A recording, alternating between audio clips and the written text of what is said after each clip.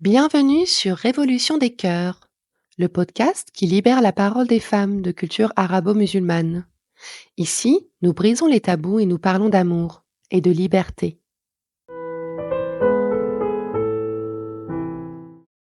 Meriem a grandi au Canada dans une famille algérienne et musulmane. Elle nous raconte sa quête d'émancipation en mettant en lumière un sentiment bien précis, celui de la culpabilité.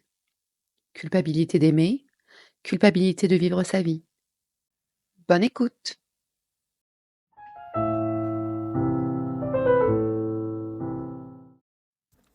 Salut, moi c'est Myriam et j'ai 31 ans.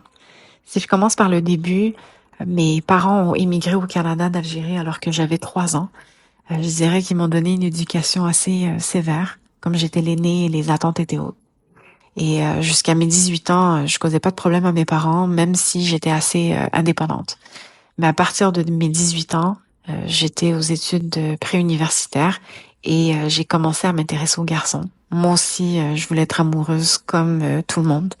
Et c'est là que j'ai rencontré mon ex-copain. Ça a été une relation très dure psychologiquement et violente physiquement, au point où ça a été filmé par une caméra de surveillance. La police a réussi à m'identifier à partir de la vidéo et ils sont venus chez moi, chez mes parents, et c'est comme ça que mes parents ont appris la relation. Après, ça a été la période la plus dure de ma vie jusqu'à maintenant. Mes parents ont arrêté de me parler pendant plus d'1 an. En gros, j'étais une honte pour eux. Je m'étais aussi isolée de mes amis parce que à ce moment-là, j'avais choisi ma relation avec lui plutôt qu'avec elle. Et en plus, la famille de mon ex-copain et lui me blâmaient pour la situation. Selon eux, j'avais fait quelque chose qui l'avait obligé à me violenter. Mais le temps est passé et je me suis remise sur pied petit à petit.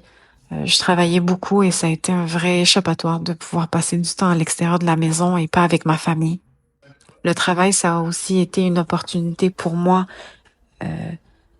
de penser à mon avenir et à mon autonomie. Et ça m'a permis d'entrevoir la possibilité d'avoir mon propre appartement, même si mes parents allaient refuser. Mais je me disais quand même que c'était le seul moyen que ça fonctionne. C'était que je sois capable de tout assumer financièrement. Et je voulais vraiment quitter la maison familiale parce que à ce stade, ma culpabilité d'avoir été en couple alors que c'était interdit, c'était petit à petit transformé en colère et en sentiment d'abandon. Mes parents ne m'ont pas supporté. Au contraire, ils me faisaient culpabiliser encore plus. Donc, si je reviens à l'histoire de l'appartement, j'y suis restée quelques années et j'ai bien aimé. J'ai eu beaucoup de dates Tinder et je sortais souvent. Mais malgré tout, je ressentais une nouvelle sorte de culpabilité constante. La culpabilité d'avoir abandonné mes parents.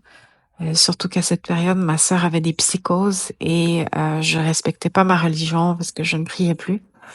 Euh, donc, j'ai été très à plat pendant cette période-là. Et en plus, j'avais plus d'argent. Donc, je suis retournée chez mes parents et on a dû gérer les psychoses de ma sœur pendant près de 2 ans. Mes parents avaient beaucoup de frustration à cause de ça. Ils ont jeté une partie sur moi. Et à ce moment-là, je priais beaucoup. Je priais pour ma sœur, pour mes parents, pour moi. Euh, Encore une fois, je voulais vraiment partir. Euh, mais à ce moment-là, le Covid est arrivé. Je continuais à travailler beaucoup d'heures par semaine au point où j'ai pu économiser assez pour acheter un appartement et pour avoir une promotion. Et à ce nouveau poste que j'ai occupé, j'ai rencontré un Québécois.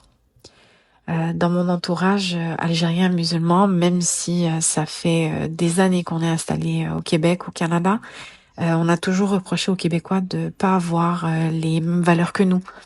Mais c'est ce Québécois-là, je l'aimais beaucoup et il avait les mêmes valeurs que moi. Il me tirait vers le haut, il me respectait, il était doux, il me faisait rire et surtout, je pouvais être moi-même avec lui. Et il était tout ce que je voulais et tout ce dont j'avais besoin, mais il était pas musulman. Sauf qu'à force, de parler avec lui, bah, je suis tombée amoureuse et j'ai choisi de suivre ma tête et mon cœur plutôt qu'une religion qui m'apportait, plus de questions que de réponses et en gros, ça faisait un moment que je commençais à m'éloigner de l'islam petit à petit, parce que ce n'était plus une religion qui me représentait, qui représentait mes valeurs. Et j'avais lu des choses horribles sur l'islam et des choses qu'on nous cache. Donc rencontrer mon mari, c'était vraiment la dernière goutte qui a fait déborder le vase. Et on a fini par se marier. Mes parents à ce stade-là respectaient mon autonomie et savaient très bien qu'on allait se marier avec ou sans eux. Donc ça s'est bien passé avec eux malgré tout. Et je sais que mes parents sont de bonnes personnes et le fait qu'ils aiment beaucoup mon mari me conforte beaucoup dans mon choix. Donc voilà mon histoire. J'ai fait petit à petit beaucoup de chemin, ce qui fait que je peux aujourd'hui dire que je suis très chanceuse d'avoir un homme et une famille qui me supportent.